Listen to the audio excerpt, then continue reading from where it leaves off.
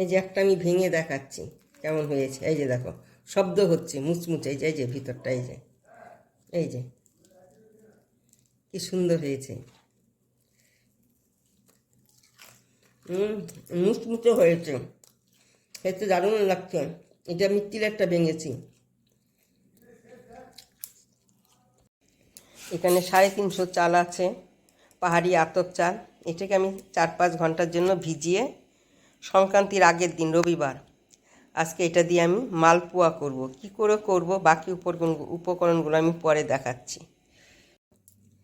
আমি মালপোয়া করব বলেছিলাম, যে চালটা আমি ভিজিয়ে রেখেছি ওইটা মিক্সিতে আমি পেস্ট করে নিয়েছি। এর মধ্যে আমি এই যে খেজুরে গুড় দিয়ে দিচ্ছি।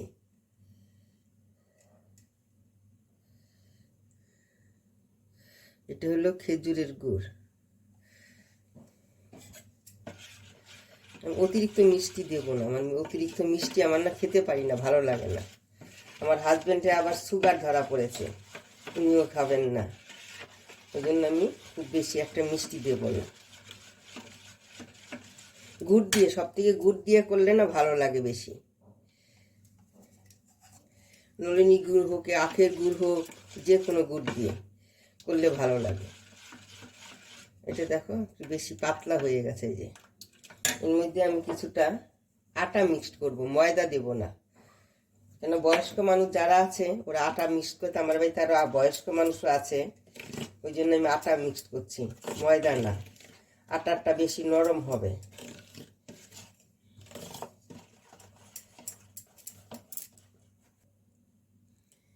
এখন এটাকে আমি এই 1-1.5 ঘন্টা রেখে দেব, কম করে 1 ঘন্টা রাখবো, রেখে তারপরে করব। এটা আমি এখন রেখে দিচ্ছি। এইরকম হয়েছে, একটু রেখে দেব। আমি এমনি অল্প নুন দিয়ে দিচ্ছি। নুন দিলে মিষ্টিটা না ভালো মিষ্টি মিষ্টি মনে হয়। যদি একটু নুন না দেওয়া যায় তাহলে মিষ্টিটা পাইনসা পাইনসা লাগে, ওই জন্য একটু নুন দেওয়ার চেষ্টা করি। আর গুড়ের মিষ্টি না একটু নুন না দিলে অনেক সময় হয়ে যায়, জানি না গুড়ের মধ্যে নুন দেওয়া থাকে কি না, নুন না দিলেও হয়। এইভাবে যদি গোলনা করে সারা রাত ফ্রিজে রেখে দেওয়া যায়, বা 1 দিন বা 2 দিন, তারপরে মালপোয়া করবে, দারুণ ফুলবে।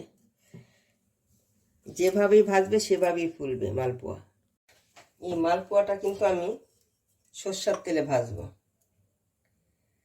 আমি মাকে দেখতাম সরষের তেলে ভাজতো, অনেক সময় আমি দেখি সাদা তেলে ভাজলে নিচে লেগে যায়, কিন্তু সরষের তেল দিয়ে ভাজলে সেটা নিচে লাগে না। এটা লোহার কড়াইয়ে ভাজছি, আবার আমি লোহার কড়াইয়ে ভাজবো। এত সময় গ্যাসটা আমি এখন ধরিয়ে দিচ্ছি, একবার ধরিয়েছিলাম আবার ধরিয়ে দিচ্ছি। আমার তেলটা মনে হয় গরম হয়ে গেছে। প্রথম প্রথম 1-2 পিঠা না খারাপও হতে পারে, কিন্তু পরে আস্তে আস্তে ঠিক হয়ে যাবে।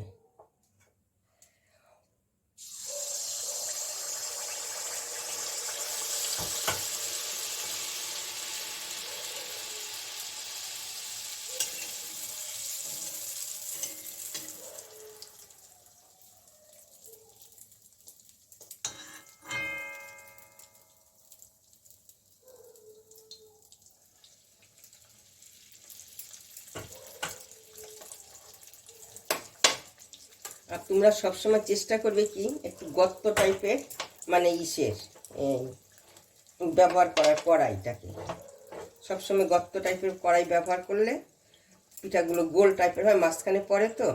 নইলে অনেক সময় কড়াইগুলো থাকে, ছড়ানো থাকে, সেই কড়াইয়ে পিঠা করলে একটু ছড়িয়েই যায়। সবসময় একটু এইভাবে চেষ্টা করলে গর্ত টাইপের, এই জন্য আমি এইটাই করি। পিঠা একটু গর্ত টাইপের আছে, এইভাবে করবে, দেখবে ভালো লাগে খেতে। এই ফোলারটাও আছে, অনেকক্ষণ পর্যন্ত থাকবে। কেন থাকবে? ওই যে চালের গুঁড়ো দেওয়ায়। আর এটা এখন থেকে কালকে খেলে বেশি ভালো লাগবে। আমি আজকে আমি পৌষ সংক্রান্তির আগের দিন করছি, কেন আমাদের আগের দিন 1-2 পিঠা খেতে হবে।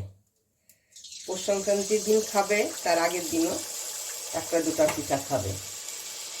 ওই জন্য আমি আজকে অল্প করে করব, কালকে আবার অন্য পিঠাও করব। এই পিঠাটা আমি অল্প করব। আজকে এক বাড়িতে আমাদের নিমন্ত্রণ আছে অন্নপ্রাশনে, ওই জন্যই আরও পিঠাটা করছি না, নইলে আমি আজকেই সব পিঠা করে রাখতাম।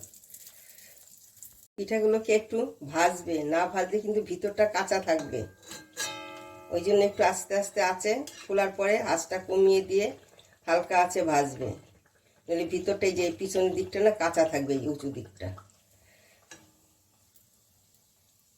এখন আমি এইভাবে সব কটাকে আমি ভেজে নিচ্ছি। এইটুকু গোলনার মধ্যে আমি কি করব, কয়েকটা তিল দিয়ে দিচ্ছি।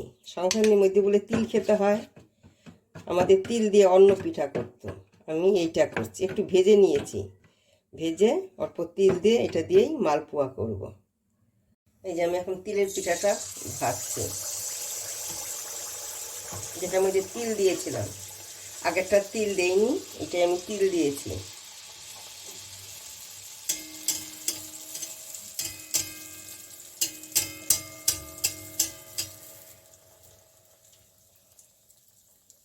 তিল দিলে ওইটা স্বাদ আলাদা হবে, আর তিল ছাড়া যেটা সেইটা স্বাদই আলাদা হবে। এর মধ্যে তোমরা মৌরি দিতে পারো, নারকেল কুড়িয়ে ভালো করে মিক্সড করে দেবে, ওইটাও ভালো লাগে।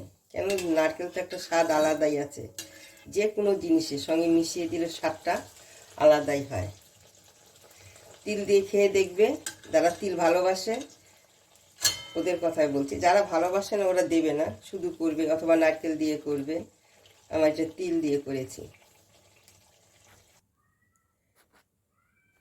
আমি যে পিঠাগুলো ভেজেছি মালপোয়া, এটা তিল দেইনি, আর এটার মধ্যে আমি আগে একটু ভেজে তারপরে মিক্সড করেছি, এই যে অল্প অল্প দেখা যাচ্ছে, কিন্তু এগুলো দাঁতে লাগলে না, তিলের তো সেন্টটা আলাদা, ভালোই লাগছে, খারাপ লাগছে না। যদি তোমাদের পছন্দ হয় তাহলে আমার এই পিঠা খেয়ে তৈরি করে খেয়ে দিয়ে লাইক করবে, শেয়ার করবে, সাবস্ক্রাইবার করবে। আমি যেভাবে করেছি ওই রেসিপিটা দেখে ওইভাবে করবে, দেখবে পিঠাগুলো সব ফুলবেও, খেতে ভালো হয়। একটু বেশি করে ভাজলে অল্প আছে, খেতে দারুণ লাগে।